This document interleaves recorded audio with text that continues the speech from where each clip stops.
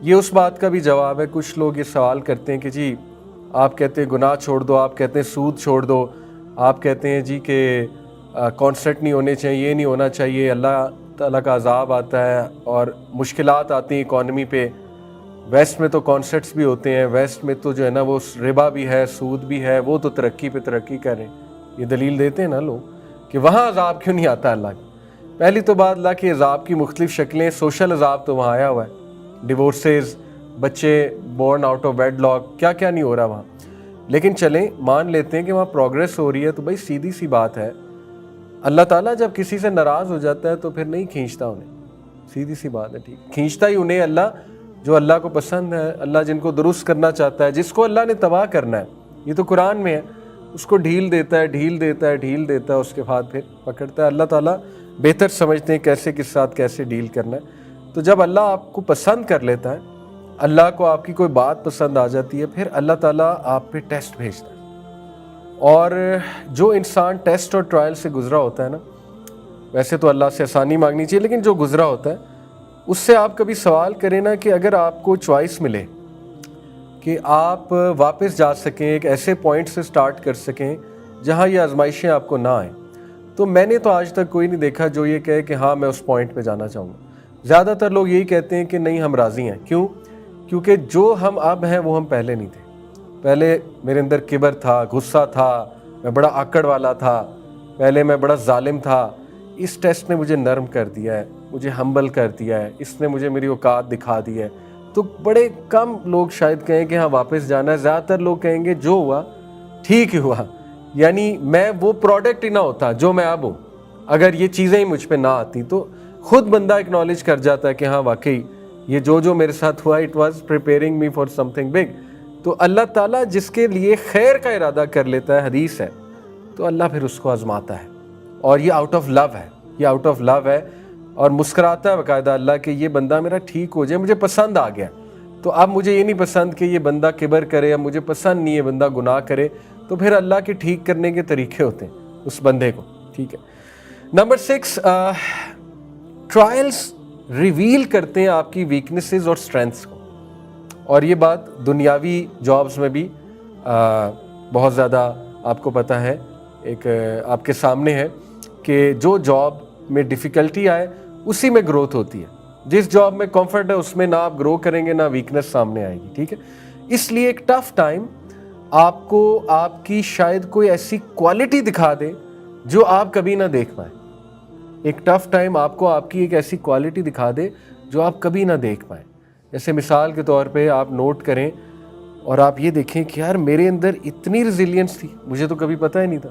ٹھیک ہے, اللہ کی طرف سے اتنی ریزیلینس تھی. یا ایک بندے کو ہو سکتا ہے نظر آئے میرے اندر شکر کی بڑی کیپیبلٹی الحمدللہ اللہ کی طرف سے, یا کوئی اور کوالٹی نظر آ جائے. اور ہو سکتا ہے کوئی ویکنس نظر آ جائے, یہ بھی خیر ہے, ویکنس نظر آ جائے تو اس کو درست کر لیں. ٹھیک ہے. تو ٹیسٹ جو ہے نا وہ باقاعدہ ہلا دیتے ہیں آپ کو. اور یہ قرآن کی آیت سورہ محمد کی صلی اللہ علیہ وسلم ورس 31, اللہ کہتے ہیں بے شک ہم تمہیں آزمائیں گے حتیٰ یہاں تک کہ ہم ایویڈنٹ کر دیں کہ کون تم میں سے صبر کرنے والے ہیں, مجاہدہ کرنے والے ہیں, اور بے شک ہم تمہارے افیئرز کو لے کر تمہیں ٹیسٹ کریں گے تاکہ تم پر بھی ظاہر ہو جائے کہ تم کتنے پانی میں ہو, اور اس کے بعد تم اپنے آپ کو امپروو کرو. اس کے بعد ریزن نمبر 7 ہے ٹرائلز ڈیٹیچ اس فرام دنیا. یہ بڑا خوبصورت پوائنٹ ہے اگر آپ اس پہ غور کریں. کچھ لوگ جب اللہ تعالیٰ دیکھتا ہے نا کہ یہ میرے بندے کہیں دنیا میں نہ ڈوب جائیں, کیونکہ ان میں یہ عنصر ہے کہ یہ دنیا کی طرف نہ چلے جائیں, ٹھیک ہے نا, بالکل ہی, تو پھر اللہ تعالیٰ نا ان کے دل توڑواتا ہے. اللہ کے طریقے ہیں, بڑے طریقے ہیں. اب میری ان باتوں سے اللہ معاف کرے, یہ نہ سمجھ لیجیے گا اللہ معاف کرے کہ اللہ کوئی ویلن ہے, نعوذ باللہ, دل بھی توڑوا رہا ہے, یہ بھی کر رہا ہے, وہ بھی کر رہا ہے. آئی ہوپ کہ آپ انشاءاللہ اس سے پازیٹیو میننگ ہی نکالیں گے. تو اللہ تعالیٰ ان کے دل توڑواتا ہے. کیسے توڑواتا ہے؟ یعنی جس انسان کے بارے میں وہ سمجھ رہے ہوتے ہیں نا وہ میرا سب کچھ ہے اور بس یہ بندہ ہی ہے میری زندگی میں, تو اسی سے دل ٹوٹ جاتا, تاکہ اللہ آپ کو یہ ریوزٹ کروائے کہ یہ دنیا پرفیکٹ نہیں ہے, اور اتنا نہیں ڈوب جانا اس دنیا میں, اتنا نہیں دل لگا لینا اس دنیا میں. اسی طرح ہو سکتا ہے اللہ تعالیٰ کوئی ایسی جاب آپ سے لے لے جہاں پہ آپ کو نظر نہیں آ رہا, لیکن اللہ کو پتہ ہے کہ 2-3 سال بعد یہ آؤٹ ہے, 2-3 سال بعد یہ تو دبئی گھوم رہا ہوگا, اور دبئی میں تو یہ ادھر جا رہا ہوگا، وہ کر رہا ہوگا، یہ کر رہا ہوگا، ٹھیک ہے نا، تو یہ تو گیا۔ تو اس لیے اللہ تعالیٰ کبھی کبھی آپ پر آزمائش اس لیے بھی بھیجتے ہیں کہ تھوڑا سا آپ دنیا سے ڈیٹیچ ہوں۔ اور یقین کریں یہ ایک بہت بڑا لیول ہے کہ جب بندہ یہ، مطلب میں بہت عجیب بات کر رہا ہوں، یہ بہت بڑا لیول ہے کہ صحابہ کی بات بتا رہا ہوں، ڈیتھ کو وہ اس سینس میں تو ڈرتے تھے کہ اللہ کو میں جواب کیا دوں گا، لیکن they used to look up to death because کہتے تھے، بلکہ وہ یہ جملہ آپ کو پتہ ہے، یہ جملہ ہے کہ ہمارا بھائی اللہ کے پاس پہنچ گیا اور اس کی آزمائشیں ختم ہو گئی، یہ ان کی سائیکی تھی کہ اب آزمائشیں ختم ہو گئی، پہنچ گیا اللہ کے پاس، ٹھیک ہے نا، اور ہم خیر کی امید کرتے ہیں کہ اللہ تعالیٰ اس کو ویلکم کرے گا، تو ان کی یہ سائیکی تھی، ٹھیک ہے۔ تو ایک ایسا شاید انسان پہ فیز آ سکتا ہے کہ اس کا دنیا سے اتنا دل اٹھ جائے اور وہ پھر سوچنے لگ جائے، واقعی آخرت کا بہت سوچنے لگ جائے، اللہ کا بہت سوچنے لگ جائے۔ تو یہ خیر بڑی ٹیکنیکل سی بات ہے، I hope you get my point. تو اسی لیے اللہ تعالیٰ قرآن میں کہتا ہے نا کہ یہ دنیا پلے ہے، امیوزمنٹ ہے، لعب ہے، لہو ہے، لیکن یہ کہ اصل چیز وہ ہے جو آخرت والی ہے۔ تو ٹرائلز ڈیٹیچ اس فرام دنیا، یس، انسان کا دل ٹوٹ کے۔ نمبر 8 ریزن ہے صبر اینڈ ریوارڈ وداؤٹ میجر۔ سورہ زمر کی آیت نمبر 10 ہے، اللہ تعالیٰ کہتے ہیں انما یوفی الصابرون اجرہم بغیر حساب، بے شک جو لوگ صابر ہیں ان کو ہم بلا حساب ریوارڈ دیں گے، وداؤٹ اینی میجر ہم ان کو ریوارڈ دیں گے۔ اور یہ کون کہہ رہا ہے؟ اللہ رب العالمین۔ تو سوچ لیں کہ اس کا مطلب پھر کیا ہے۔ تو بلا حساب ریوارڈ دینے کے لیے بھی اللہ تعالیٰ آزمائشیں بھیجتے ہیں تاکہ اس انسان کو بہت زیادہ اللہ تعالیٰ اس کا حساب ہی نہ لیں اور اس کو ریوارڈ دیے جائیں، اس کو ریوارڈ دیے جائیں۔ یہ بھی ایک ریزن ہے۔ سو الحمدللہ، to wind it up, in short, جو نبی صلی اللہ علیہ وسلم کی حدیث ہے صحیح مسلم میں، amazing is the affair of the believer, عجب ہے بلیور کی کیفیت پہ، all of it is good, اس کی تمام کی تمام چیزیں خیر والی ہیں۔ اف گڈ کمز، اگر خیر آئے، ہی از گریٹفل، تو وہ شکر گزار ہے، and that is good for ہم، یہ اس کے لیے اچھا ہے۔ اف ہارڈ شپ کمز، اگر کوئی مشکل آ جائے، ہی از پیشنٹ، وہ صابر ہے، اور یہ اس کے لیے خیر ہی خیر۔ تو لہٰذا ون ون ہے، خیر ہی خیر ہے بلیور کے لیے۔ اور یہ ایٹیٹیوڈ رکھنا آئی نو بڑا مشکل ہے بطور انسان، لیکن یہ ایک بینچ مارک دے دیا اللہ کے نبی صلی اللہ علیہ وسلم نے کہ اگر تم واقعی اللہ کے بہت شکر گزار بندے بننا چاہتے ہو تو پھر اس ایٹیٹیوڈ کو اڈاپٹ کرو کہ جب اچھائی آئے تو شکر ہے، جب کوئی شر آ جائے تو صبر ہے، شکر اور صبر ساتھ لے کر چلنا ہے، اور اس میں بڑی خیر ہے، مومن کے لیے اس میں بڑی خیر ہے۔ لاسٹلی میں حضرت یونس علیہ السلام کی جو ہے نا وہ دعا آپ کے سامنے رکھوں گا، بلکہ اس سے پہلے رسپونڈ، میں نے یہ تو بتا دیا ٹرائلز آتے کیوں ہیں، اب یہ ہے کہ رسپونڈ کیسے کرنا ہے۔ سب سے پہلا رسپانس ہے وَاسْتَعِینُوا بِالصَّبْرِ وَالصَّلَاةِ، نماز اور صبر میں طاقت حاصل کرو۔ تو سب سے بڑا رسپانس یہی ہے۔ نبی صلی اللہ علیہ وسلم کو جب بھی کوئی دکھ ہوتا تھا، غم ہوتا تھا، کچھ الفاظ بھی وہ کہتے تھے لیکن 2 رکعت پڑھتے تھے، اور صحابہ کو بھی انہوں نے یہی سکھایا ہے۔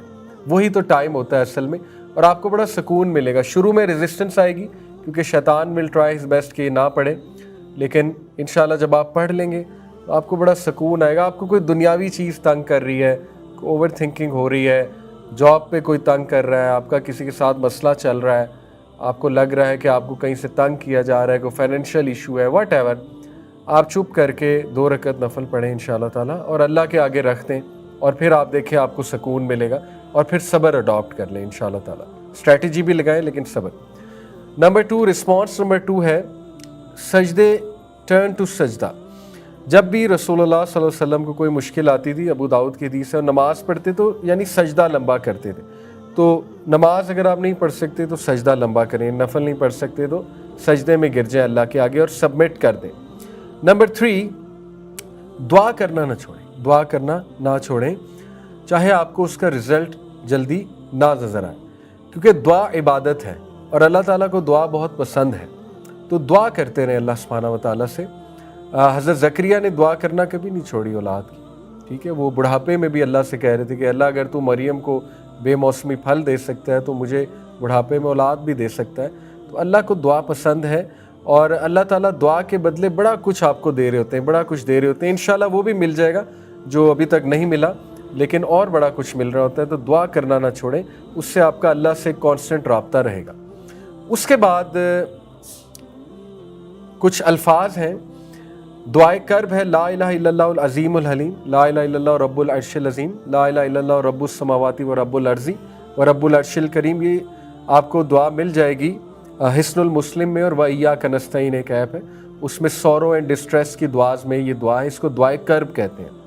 اس دعا کے بارے میں کچھ اسلاف اپنے ایکسپیرینسز شیئر کرتے ہیں۔